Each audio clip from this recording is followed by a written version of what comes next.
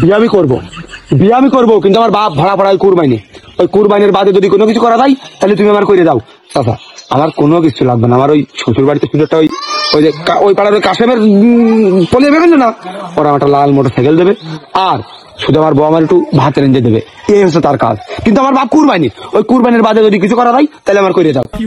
আসলে তোর বাপ কুরবানি তো বেশি সুবিধার লোক না, আর তোর বাপ কুরবানি তোর বিয়েও দেবে না নে।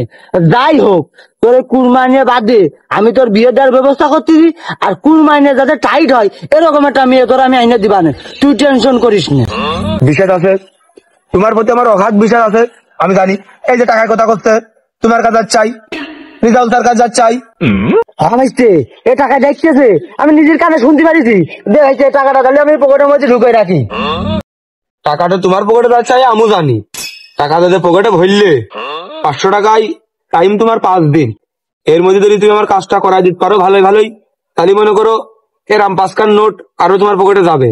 আর যদি না পারো তাহলে তো পরে বুঝতে পারতেছো। থাকো, কোনো যাচ্ছিল এবার যাও। হবে না, আমি রিজাউল যে লোক, তোর বিয়ে দিয়েই ছাড়বা না, তুই টেনশন করিস না, কুরবানি টাইট হয়ে যাবে না।